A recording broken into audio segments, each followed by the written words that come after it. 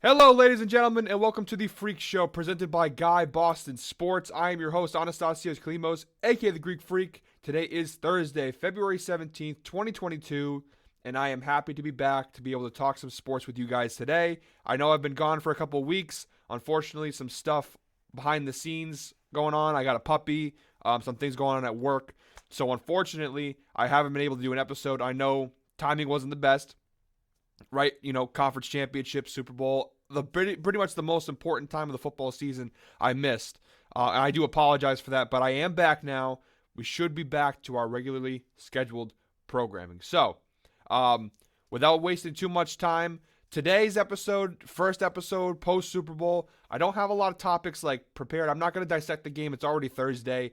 By this point in time, everyone's already knows what happened. They watched the game. It's been 4 days since the Super Bowl, so there's really no point in me breaking down the game and all that stuff. So instead, what I decided to do was I opened the floor to questions, and basically for this, my first episode back after a brief break, I thought it'd be fun to just kind of answer some questions. I obviously filtered them to be more about the Super Bowl and football. I do have some basketball questions I will be answering either later this week or next week that I received. But for now, for this episode, I'm just going to be answering questions that I got, kind of giving you my takes, my opinions. And so without further ado, let's get into it. So the first question was submitted by Jason, and Jason asked, do you believe Matthew Stafford is a Hall of Famer? So thank you, Jason, for that question. I'm pretty sure this is all stemming from the Richard Sherman comments and everything. So this whole Matthew Stafford, is he a Hall of Famer, is he not debate, has been going on all week. It started off pretty much right after the Rams won the Super Bowl, right? It started off with, oh, now that Matthew Stafford is a champion, is he a Hall of Famer? The conversation wasn't really loud. It was more just kind of like on Twitter, I was seeing some people ask the question, do you think he's a Hall of Famer? Is he not? So that was kind of circulating. And then Richard Sherman comes out, I think it was either Monday or Tuesday, and he kind of dissed Matthew Stafford, saying that the Hall of Fame is getting too easy with how they let people in. He doesn't have any all pros, no MVPs, not even a Super Bowl MVP, only one Pro Bowl appearance. So he's making the argument that Matthew Stafford, number one, isn't a Hall of Famer, and number two, the requirements for getting into the Hall of Fame are becoming too easy. And so that's obviously sparked a massive debate. If you watch any of the sports shows on ESPN or Fox Sports or any of those things, it's been heavily debated and talked about. Richard Sherman's comments, is Matthew Stafford a Hall of Famer? And it's sort of overtaken the Super Bowl narrative. It's no longer the Rams are Super Bowl champions. Now it's, is Matthew Stafford a Hall of Famer or not? That's been the number one conversation since the Super Bowl.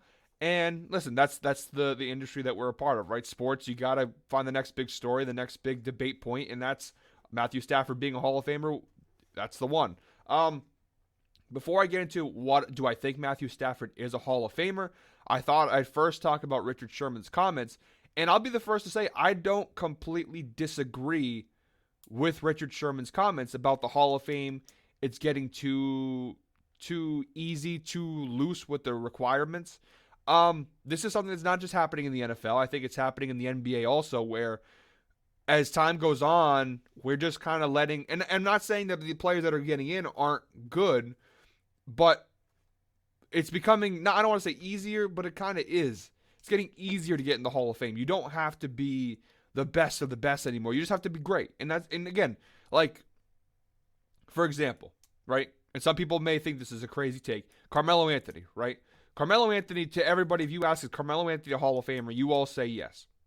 Personally, if I compare Carmelo Anthony to the Kobe's, to the Shaqs, the Michael Jordans, the Kareems, I don't think Carmelo Anthony is a Hall of Famer in that regards. In the regards of the current NBA, like how it's going now, where you're going to have guys like Tracy McGrady and Allen Iverson, all these guys who are great players, don't get me wrong, but I do believe like Carmelo Anthony is a Hall of Famer if that's the standard, right? But if you're talking about comparing him to the real all-time greats, Wilt Chamberlain and Russell and all, Carmelo Anthony to me is not a Hall of Famer. He hasn't done enough in his career in comparison to those guys like Larry Bird, Magic Johnson, Isaiah Thomas, those guys. That's my point, and that's the NFL is the same. If you're if the standard is, for example, right, Eli Manning, Phillip Rivers, and Ben Roethlisberger, I think we can all agree, great players. At least two of those three are going to go to the Hall of Fame. I think Roethlisberger and Rivers absolutely will go to the Hall of Fame. I think Eli will too, right? If all three of those guys are going into the Hall of Fame, then the standards are lowered. And I'm not trying to say that they're great quarterbacks. Don't get me wrong. Even Manning, who I have my qualms with, he was still at times a great quarterback. However, the Hall of Fame is not just the league of great play. It's the league of the best players. If we're being brutally honest, if the Hall of Fame was really the Hall of Fame, the greatest players to ever play the game, in the last 15 years, it'd only be four Hall of Fame quarterbacks. Excuse me. Tom Brady, Drew Brees, Peyton Manning, and Aaron Rodgers. That's it. There's no other quarterback in the last 15 years, if that's the standard. If the standard is the best of the best, the greatest guys in the game, those four. That's it. Not Eli Manning, not Matthew Stafford, not Ben Roethlisberger. Those four. Because those four MVPs, they've won MVPs, they won Super Bowls, they have the stats, everything. Those guys are the greatest, are like legitimately, like, you can't tell the story of football without those four. Those guys are the greatest quarterbacks of this generation of the last 15 years. And all time, they are the best.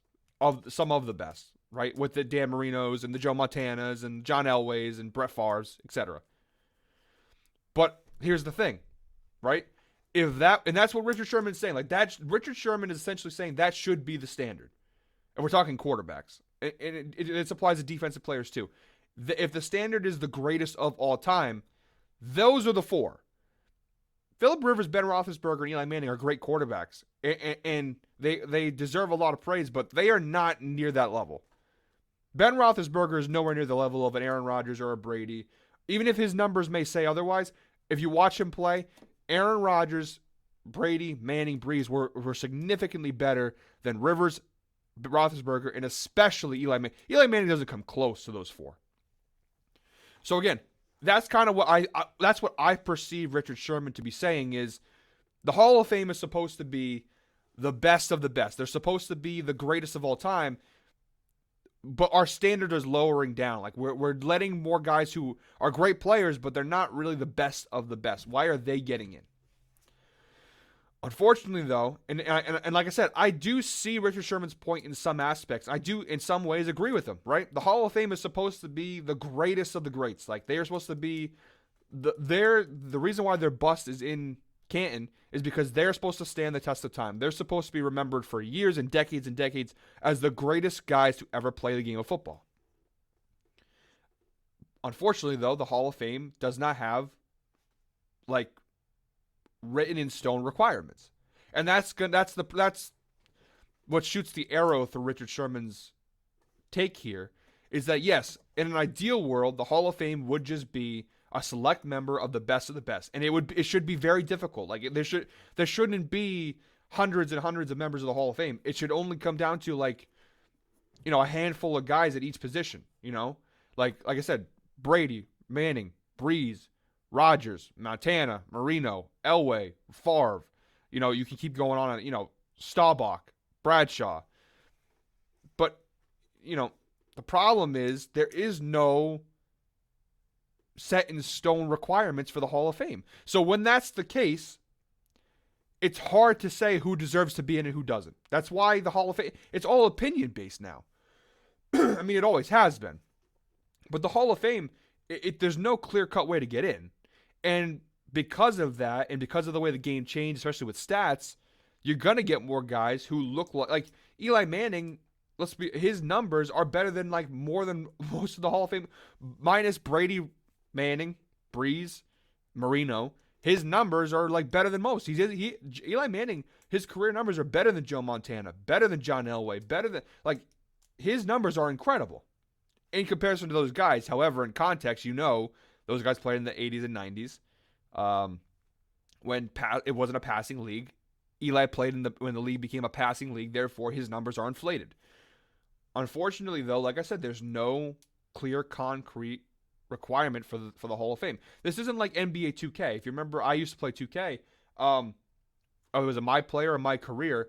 to get to the Hall of Fame, you had a set of things, right? You had to get 10 All-Star games, a championship, and you had a clear list of requirements to get to the Hall of Fame. But that's a video game. This is real life. There is no clear, like, all right, you need X number of Pro Bowls and X number of championships and X number of MVPs and X number of All-Pros and X number of yards. There is no requirement. It's all based on opinion.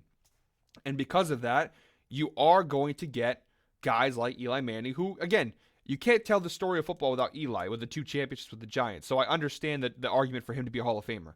I understand Phillip Rivers, too. His numbers are impressive. But Phillip Rivers has no rings. Phillip Rivers, as great as he was, I would take Dan Marino and Brett Favre and all those guys over Phillip Rivers.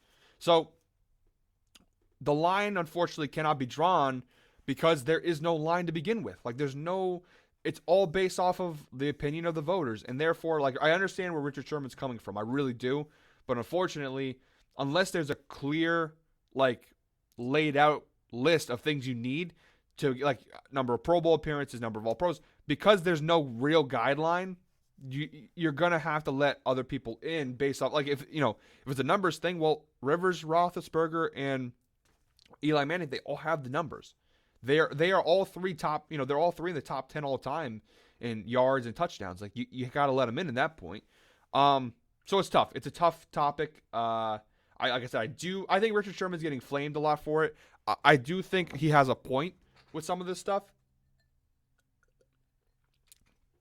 But, like I said, the problem is there's no clear laid out requirements. So therefore, it's tough to go ahead and say, well, how should he be a Hall of Famer? He doesn't deserve to be in the Hall of Fame, but if you stack him up to, these guys, he is. So that's coming to Matthew Stafford. I absolutely believe Matthew Stafford's a Hall of Famer. I absolutely believe it. If you compare his career to the careers of Eli and Rivers and Roethlisberger, Stafford is on their level, and to be honest, I would take Matthew Stafford over all 3. I think Matthew Stafford is a better quarterback compared to all 3 of those guys. And if those 3 are going to the Hall of Fame, Matthew Stafford 110% should be going to the Hall of Fame. The biggest indictment on Matthew Stafford's career is the fact that he played in Detroit. That's really it, right? Like, if you look at Matthew Stafford's NFL career, he's about to hit 50,000 yards. I think he's got 49,995, right? So let's just say 50,000 yards. He's got over 300 touchdown passes. He's now got a Super Bowl. All the game-winning drives and the comebacks and everything. Matthew Stafford, his resume is impressive. It's really impressive. In 13 years, he's already hit 50,000 passing yards. Now, many would argue, and there is some truth to that's in part due to the inflation of the passing game and the transition to the NFL becoming more of a passing league, and I would agree with that. But you cannot deny the fact that Matthew Stafford's resume is still extremely impressive. And again, if you're going to let Phillip Rivers in the Hall of Fame, then Stafford falls in the same category. Matthew Stafford, if he plays 3 to 4 more years, he will match and break Phillip Rivers' records, his numbers. Phillip Rivers played 17 years, and Stafford's at 13. If he plays to the 17 years that Rivers did, Matthew Stafford will have better career numbers than Phillip Rivers. If Phillip Rivers is a Hall of Famer, Matthew Stafford got a ring now too, which Rivers never had. Rivers never even played in the Super Bowl. So how is Rivers a Hall of Famer, but Stafford won't be? I think most people would agree Matthew Stafford is probably a Hall of Famer. There are many who would argue he isn't, but I think the majority of people would say, yeah, he's a Hall of Famer. The biggest problem with Stafford, and the reason why I don't think he gets the respect he deserves, and why his accolades and his, he was in Detroit. That's really he was stuck in Detroit for 12 years. And unfortunately, that is an indictment on his career. It shouldn't be. I think he should be praised for the fact that he was loyal to such a dysfunctional organization for as long as he was. He stuck around for 12 years. That's a long time to be a Detroit Lion, right? But he did. He stuck around. He was loyal to that fan base. And I don't think he should be reprimanded for that. I think he should be praised for that. He has 1 Pro Bowl appearance. That's kind of right. Richard Sherman said he doesn't have the Pro Bowls. He doesn't have the All-Pros. He's got 1 Pro Bowl appearance. But if you look at his seasons, if you break down his seasons individually, I found at least 5 seasons that he should have been a Pro Bowl and wasn't. You know why he wasn't a Pro Bowler? 4-12, 7-9, 7-9, 6-10. He was constantly playing on bad Lions team. And even when the Lions were good, he has 1 Pro Bowl appearance. I think it was the year the Lions went 11-5. The one season where Detroit actually won games. Because the Lions were always a bad team and they were never in this national spotlight. He didn't play a lot of primetime games. Stafford kind of flew under the radar for 10 years. People don't really. Matthew Stafford is, in the last 15 years, one of the best quarterbacks in the NFL. He's played for 13 years. He's been one of the best. He is the NFL's best kept secret. And the reason why he was the best kept secret, he was in Detroit. But that should not be the reason why he's not a Hall of Famer in people's eyes. Because he doesn't have Pro Bowls. I, for one, personally, don't count Pro Bowls or All-Star games into my Hall of Fame conversation, right? Because at the end of the day, that's a fan-voted thing. And the reality is, when you play in Detroit with the Lions, the garbage can organization of the NFL, guess what?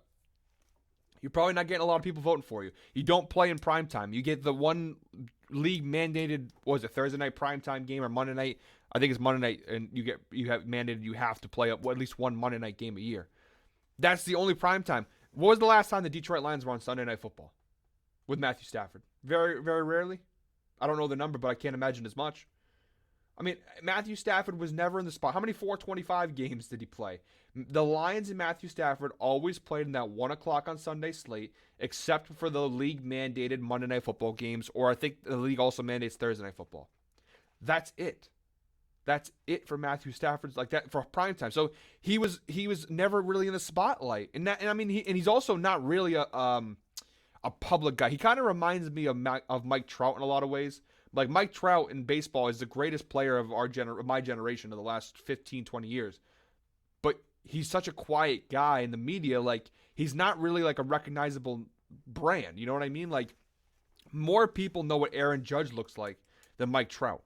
More people know what Juan Soto looks like and sounds like than Mike Trout. Like, Mike Trout should be the face of baseball. And he's really like, I don't know, he's not really that kind of an icon. You know what I mean? Like, he is the Michael Jordan of baseball right now. Like, that's what he is. You know, he the numbers he puts up are incredible, but he doesn't get the love and the national attention that someone like a Michael Jordan. I mean, Fernando Tatis Jr. gets more national attention than Mike Trout, but Mike Trout is a far better player. Stafford kind of reminds me of that in the sense that, like, he is one of the best in the game. Unfortunately, though, he played in Detroit, which is not exactly a big market. And number two is, he's not really a big personality guy. He kind of keeps to himself. He's a quiet guy. He's kind of an old school quarterback vibe. And I like that about Stafford. I'm a Stafford supporter. I'm a fan of Stafford. I like him. I'm happy that he finally won a ring.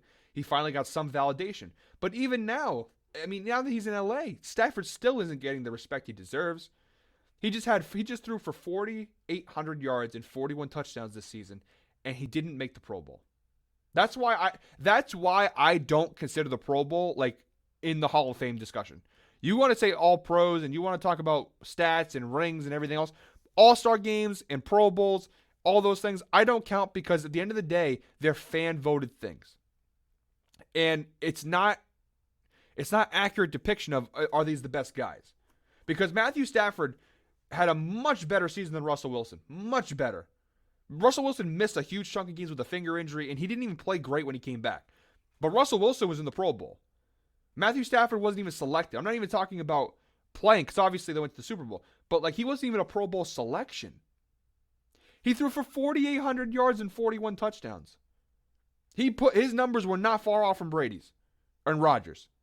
The numbers were not. Yes, he led the league with 17 interceptions. But I mean, 4,800 yards and 41 touchdowns in his first year in a new offense, right? With multitudes of injuries. Cam Akers missed the entire regular season. Robert Woods goes down. They bring in Odell, but that was mid-season, and to adjust, the running game was inconsistent. The offensive line was pretty good. He basically had him and Cooper Kupp, and Kupp obviously had one of the best seasons in NFL history. But that's like Stafford to me. Just he doesn't get the respect he should get. He is one of the best quarterbacks of the last 15 years, and he's never talked about it. Like, when you talk about who are the best quarterbacks of the last decade, of the 2010s, Brady, Rodgers, Breeze, Peyton Manning in the early 2010s, sure. You're going to say Manning, Rivers, Roethlisberger, Matt Ryan, Russell Wilson, go on and on.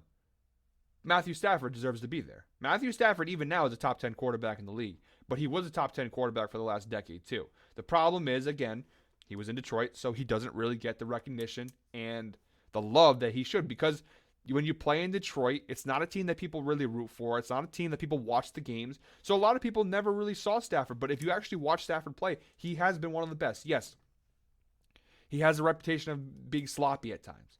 He, to me, and I'm going to close my Matthew Stafford discussion with this. I think he's the modern day Brett Favre. He's the modern day Brett Favre in the sense that he's a gunslinger, and he does throw a lot of picks, and he makes some mistakes, but so did Brett Favre. But the numbers are there. I think Matthew Stafford is the closest thing to Brett Favre we've seen in a while. Like, he is the modern day Brett Favre, a guy who he can sling the ball. He's a great passer of the football.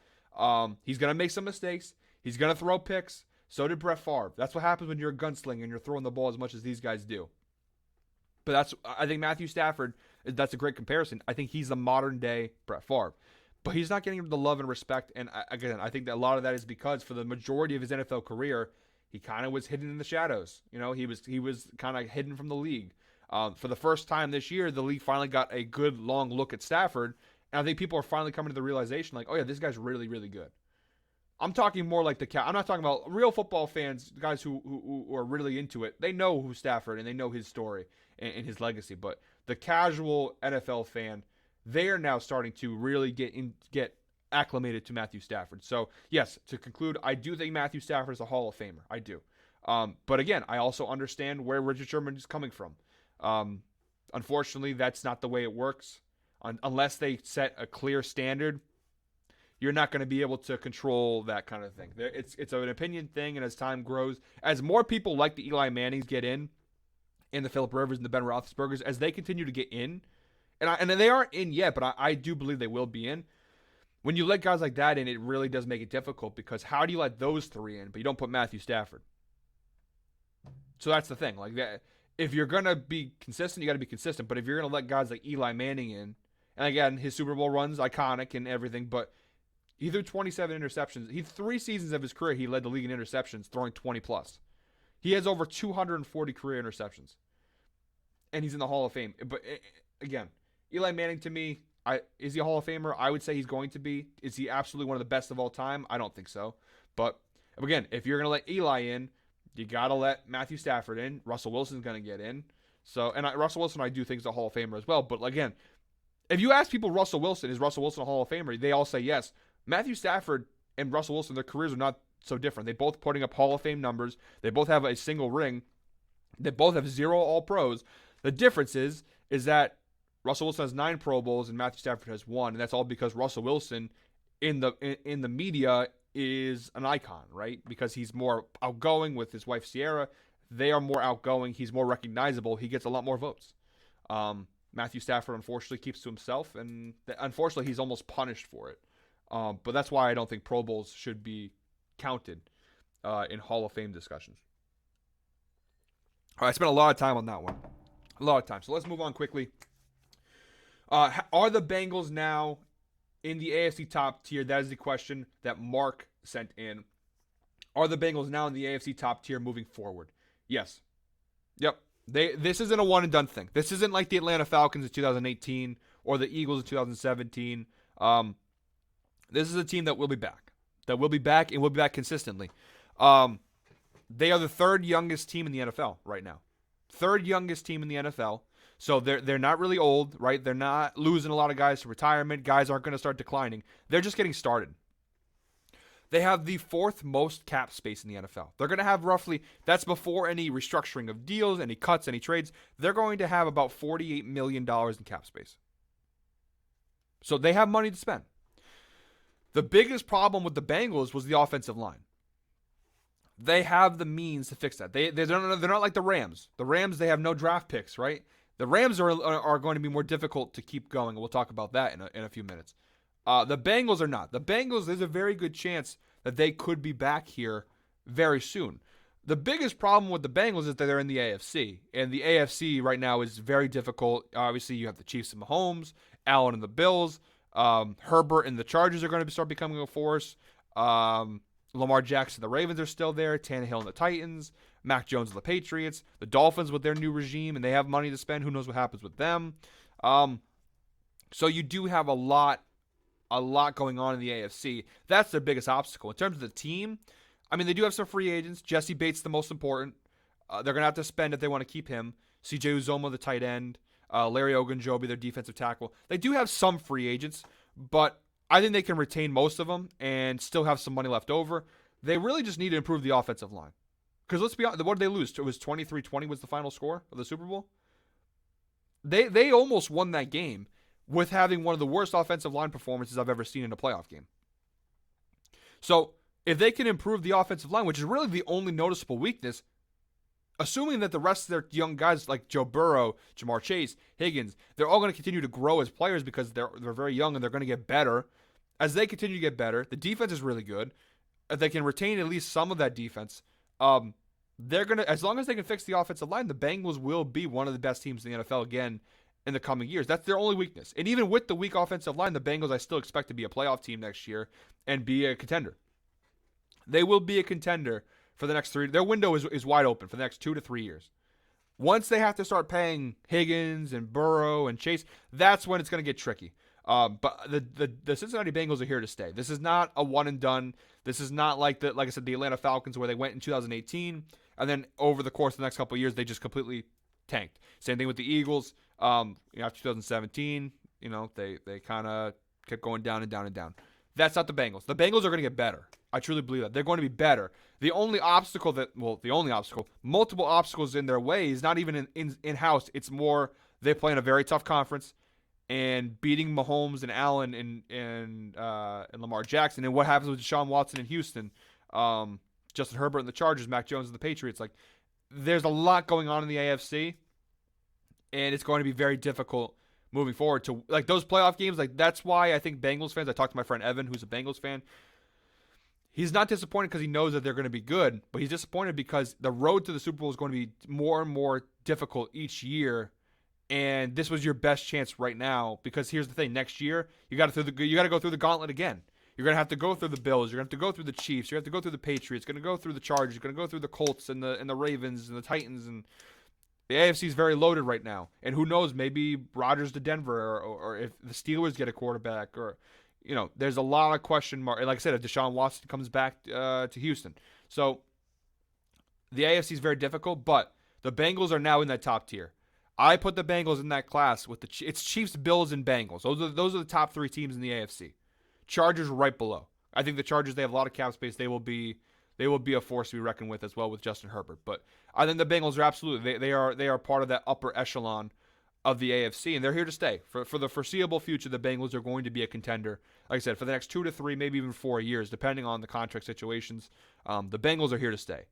It was unfortunate they lost in the Super Bowl. They really just got to fix that offensive line. If they can fix that offensive line, and I'm assuming they're going to put most of their resources on fixing that offensive line. If they can do that, they'll be fine. They'll be back and they'll be better. So, the Bengals are not going anywhere. If you're a Bengals fan, this is the best time to be alive.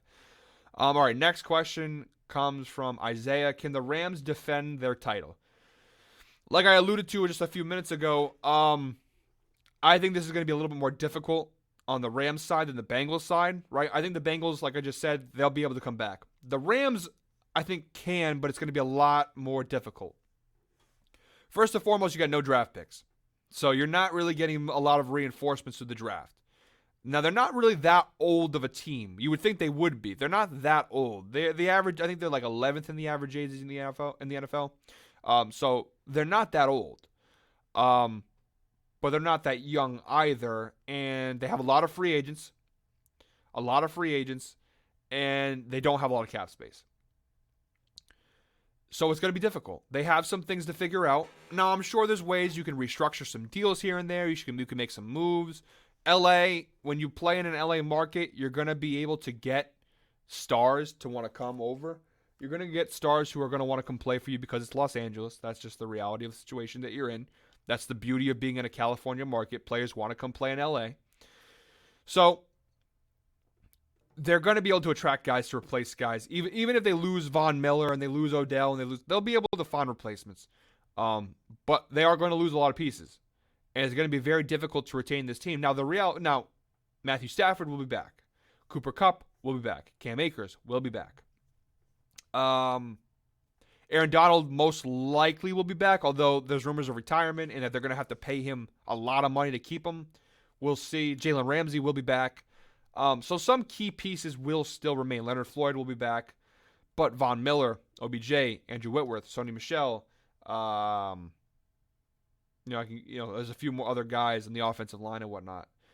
They're going to be difficult to retain.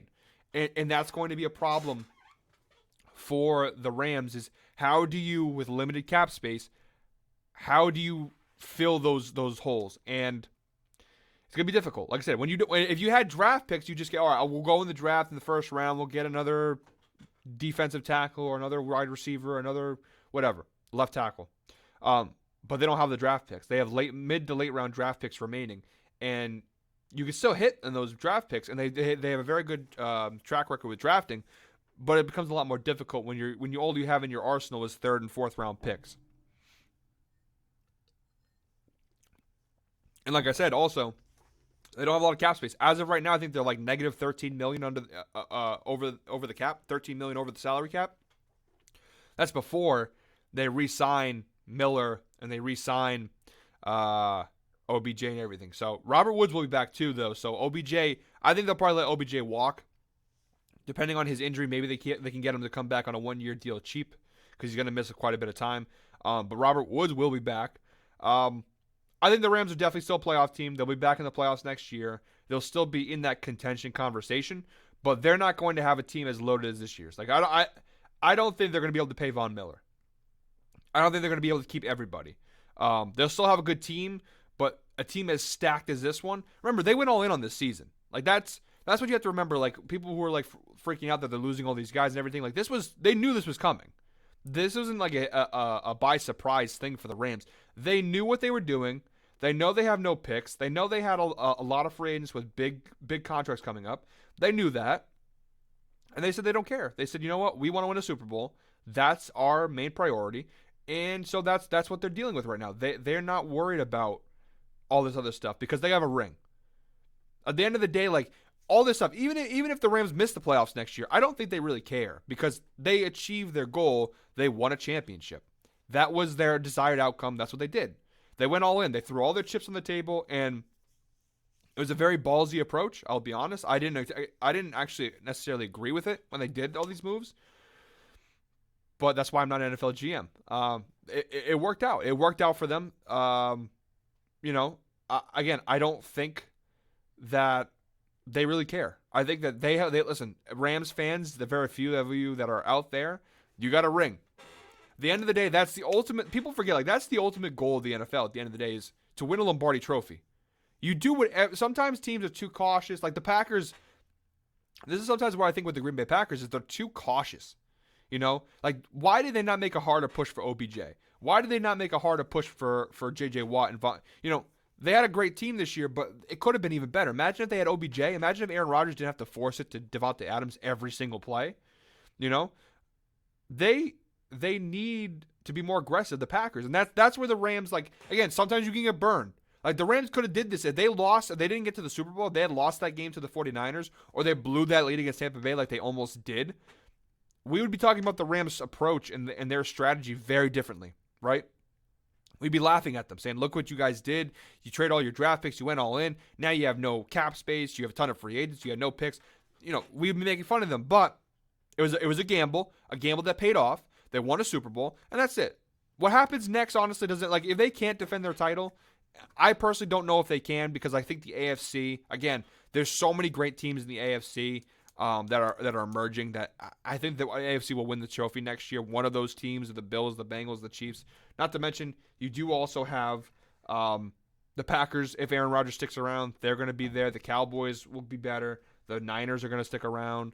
The NFC is not as strong, but there are some good teams in the NFC. Obviously, Tampa Bay is now going down. The NFC is a lot weaker, actually.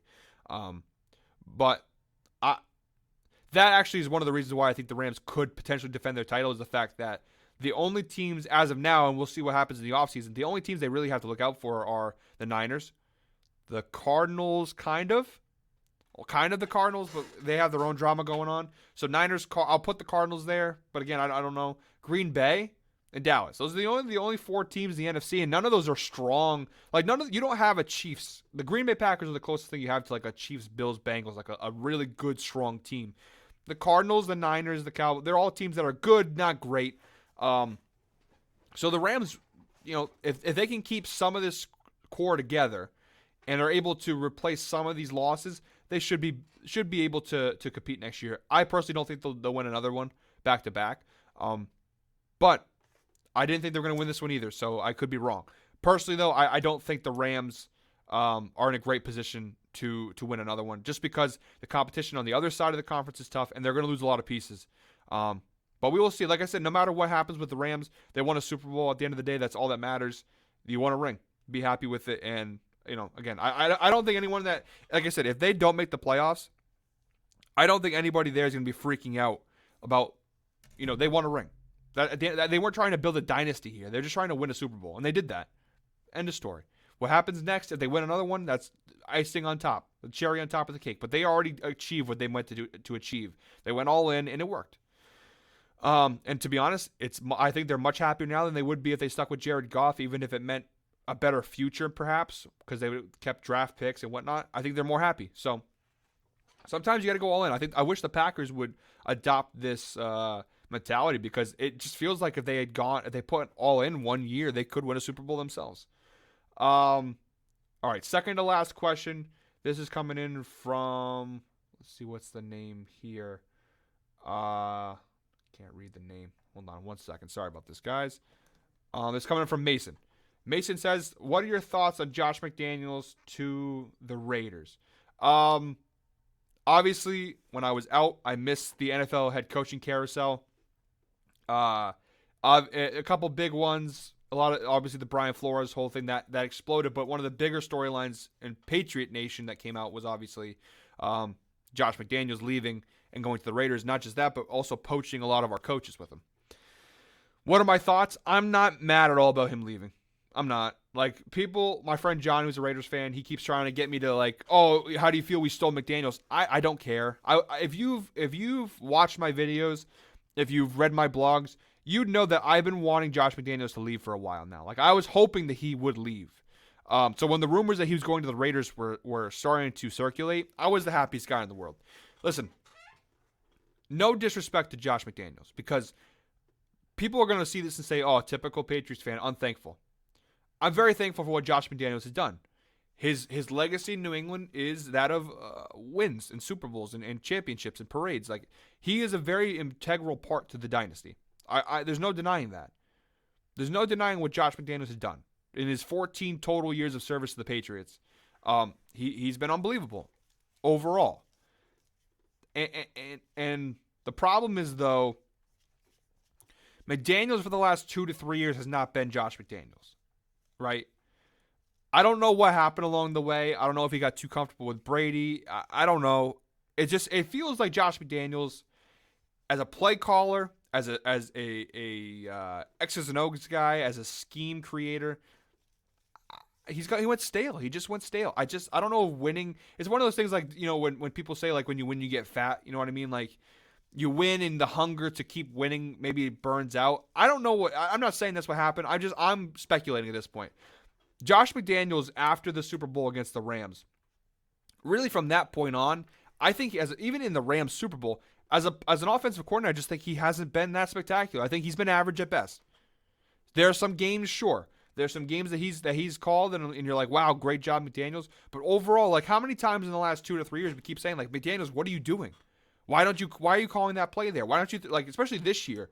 I think it became very apparent this year with Mac Jones, like, his play calling was just old school, outdated, stale. It wasn't an offense that was made to benefit Mac Jones. It just hindered him, I get being conservative in the beginning. The first half of the season, being conservative, no problem.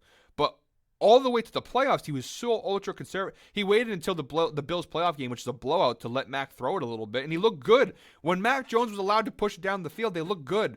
But Josh McDaniels never did that. I mean, even when we won against the Bills, Yes, some people call them a genius for only throwing the ball 3 times, but like there were multiple times in that game where a play action pass by Mac Jones would have been a great play call that would have resulted in points. That game was way closer than it had to be. The Bills couldn't do anything that game. But New England, sometimes like his play calling, it just seems like there's so many times where we're all NFL fans. We have a bad habit of this, right? We have a bad habit of saying, "Well, I could have called it better." Of course we couldn't call it better, but there's sometimes where like even me as a basic football fan, I can see like, hey, listen, this might be a good time to call a play action fake. This might be a good time to call a pass play based on our knowledge of football and our knowledge of the game. And there's just some times where Josh McDaniels, it's just frustrating watching the play calling. It's frustrating watching what he's doing. Like, just throw the damn ball, man. There were a couple times, like I said, that Bills game to me was when I really, even though that was a win, right? When we played the first time we played the Bills in Buffalo, even though that was a win, I left that game being like, McDaniels just frustrates me. Even last year during the Cam Newton year, his play calling was just frustrating. Even the Brady's last year, I was unimpressed with the play calling. I just think he went stale as an offensive coordinator in New England. I think he did his time.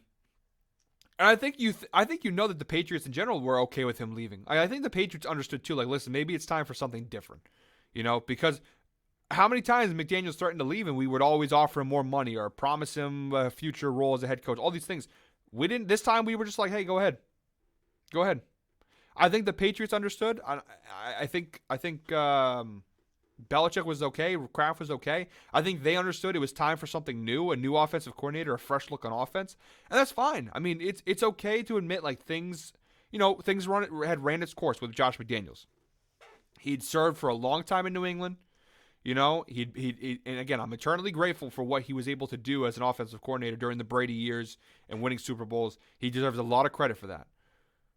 But at the same time, it's okay to admit that his time in New England had run its course. It was time for us and him to move on.